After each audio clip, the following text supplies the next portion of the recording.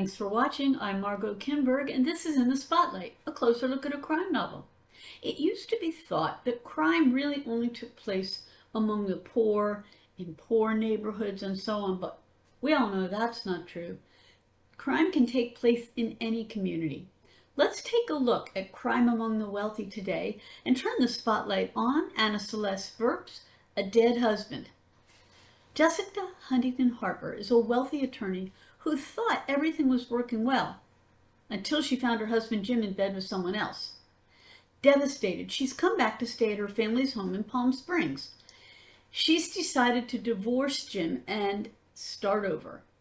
And one night, she and some friends go out to celebrate her soon-to-be new life. The next morning, Jessica gets a panic-stricken call from her best friend Laura. While they were out, someone shot Laura's husband Roger. Laura adds that she thinks the police will suspect her, since she and Roger have been having marital problems. She wants Jessica to work with her and, if necessary, represent her legally. Jessica agrees and begins with the obvious issue of an alibi for Laura. It's not going to be easy, though. For one thing, Jessica doesn't remember much about the night before, because she had a lot to drink, so she can't really vouch for Laura. For another, Laura confesses that she was drunk herself and ended up in a one-night stand with a man she doesn't even remember very well.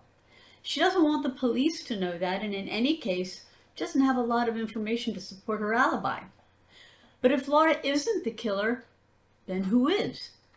Jessica and Laura work with private detective Jerry Reynolds to try to find out who else would want Roger dead. Soon enough, it turns out that Roger was not the person Laura thought he was. His business was not doing well, and there's a possibility he was working with some shady people. There's also the fact that he owed money to more than one person. That, too, could put him in someone's sights. The more we learn about Roger, the more secrets are uncovered. Soon, Roger's death seems linked with much more dangerous people than either Jessica or Laura could have imagined, and it's not long before they become targets themselves.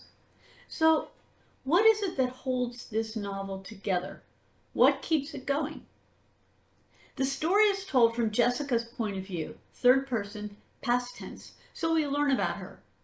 She is from a very privileged, wealthy background, and she is aware of how fortunate she is. She likes high-end shopping, perhaps too much, and is used to fine food, designer clothes and accessories, and a beautiful home. So it's especially hard on her that as she sees that the wealthy are not immune to the real ugliness of life. It's an important lesson too, and threatens her sense of security about everything. She is devastated by her husband's infidelity and admittedly out of her depth in dealing with this murder and other murders that occur. But she's smart, quick thinking, loyal, and she can learn from her mistakes. Readers who dislike protagonists who wallow in their troubles will appreciate that Jessica doesn't let her stop her for long. Jessica doesn't solve this case alone. She has a close-knit group of friends who support her and who help find out information. They each contribute, and Jessica realizes that each one matters to her. The story takes place, as I said, in wealthy California desert enclaves in and near Palm Springs. And Burke places the reader there, both in terms of the physical setting and in terms of the local culture. It's a place where the super rich have getaway homes and where high-end criminals try to hide what they do. This is fiction, so there's a certain need for suspension of disbelief. While it isn't what you'd call a thriller, there are narrow escapes, confrontations, questions of whom to trust, and some violence. Without giving anything away, I can say, though, that this isn't really a gritty novel. There isn't explicitness, and there are good guys and bad guys. Some people even call this a cozy, although I'm not sure that's the right category for it either. It's one of those novels. A Dead Husband is the story of what happens when a murder comes to a pampered posh enclave of towns.